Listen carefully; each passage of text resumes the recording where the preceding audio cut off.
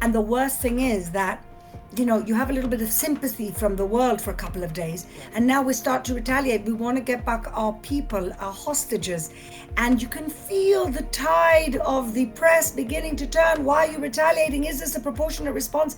Are they kidding me? Proportional response? We're not there to kill for revenge. We're there to dismantle the terrorist infrastructure that is an existential threat to our country.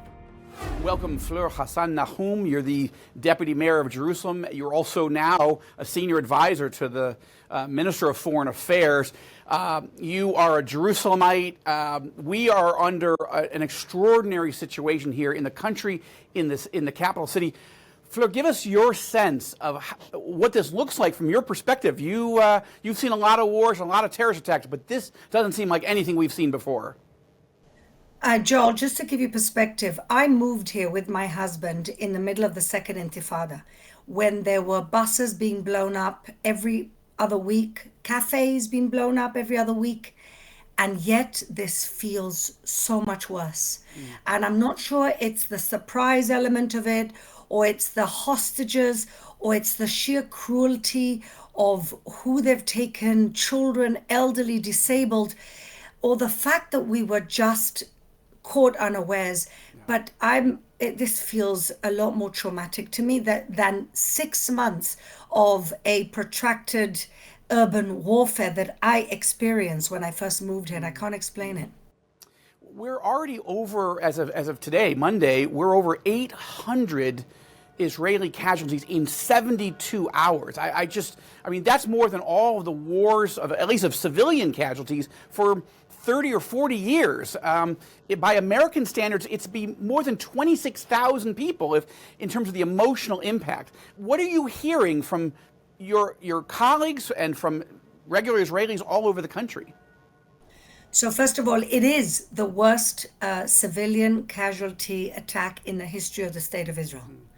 Normally, in a war, you have 80-90% combatants as the fallen, and about 10-20% of unfortunate innocent casualties. These terrorists came to look for the innocent civilians. They are cowards. They came looking for the little children to kill and the old ladies to kill in their beds. So this is a completely different scenario. This is ISIS, Joel. This is what this is. And of course, we can compare it to Pearl Harbor, 9/11, but the numbers in terms of the proportion of our size are way higher than those horrible, heinous attacks on American soil. And the worst thing is that you have a little bit of sympathy from the world for a couple of days, and now we start to retaliate. We want to get back our people, our hostages, and you can feel the tide of the press beginning to turn. Why are you retaliating? Is this a proportionate response? Are they kidding me? Proportional response? We're not there to kill for revenge. We're there to dismantle the terrorist infrastructure that is an existential threat to our country. How would you respond then, in light of what you just said, to U.S. Secretary of State Tony Blinken, who's saying he's working with Turkey to try to find a way to bring about a ceasefire? The only way I think at this stage Israel's going to agree to anything is if, not like previous occasions where Egypt got involved and we had a little ceasefire and they gave us a little bit of quiet for 1 year, and then the following year we had another war. This is different. This time they've gone way too far. The casualties are too high, and nothing short of the dismantling or the ejecting of the Hamas leadership, as the regime of Gaza is going to do here. Let me take one more question with you, and I appreciate your time, especially with so much going on. On my way to the studio today, here at the TBN studios in Jerusalem, the sirens went off again, and my wife and I, and we had our son and daughter-in-law and son and her brother all in the car. We stopped. We had to tell them what to do. They haven't been here through this. You turn the car off, run, get down, put your head down, and probably 6 or 7 explosions then as the Iron Dome took out rockets headed for Jerusalem. To me, my experience here is that we've never seen this level of attack on the Capitol. As in your role as over these years as deputy mayor, how do you describe that? So, in Jerusalem, we always felt a little safer because of the very hefty Muslim population in the city, and because, of course, of the Dome of the Rock and the Temple Mount, which, for Muslims is the third holiest site. We always were almost protected from the horrible, horrible rocket fire that has been launched on the south of the country for 15 plus years, on the center of the country, every time they get bolder.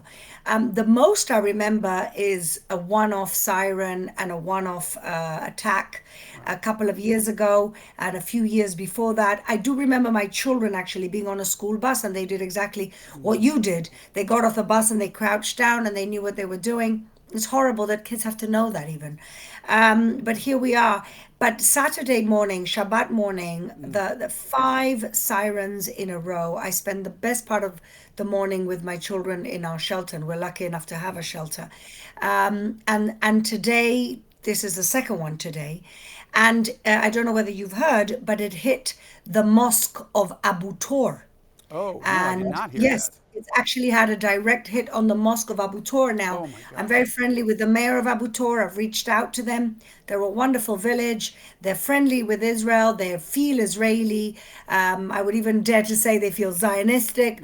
And so, it's a loss. Devastating. But the fact that they've hit a mosque is Yeah. not going to look very good in the Arab world, in the Muslim world, when they see that these rockets from Gaza can actually hit mosques and destroy mosques. Fleur, thank you for spending time with us during this incredibly hectic and dangerous time. I also want to just thank you also. You have been a real defender of Christians. There have been a number of attacks and assaults on Christians here in Jerusalem and throughout the country. You've been a stalwart defender. You've been an outspoken advocate of stronger relations between Israel and the Christian community here in Israel and worldwide. And on that, I just want to say thank you for that. And we're praying for you, and TBN will continue to provide the fair coverage that is needed in this, as so much of the media we're going to have to expect, as you say, is going to be turning against us in the days and weeks ahead. Don't mention it, Joel. You stand with your friends, we stand with our friends, and that's how it works. Amen. God bless you. Thank you for your time. Thank you.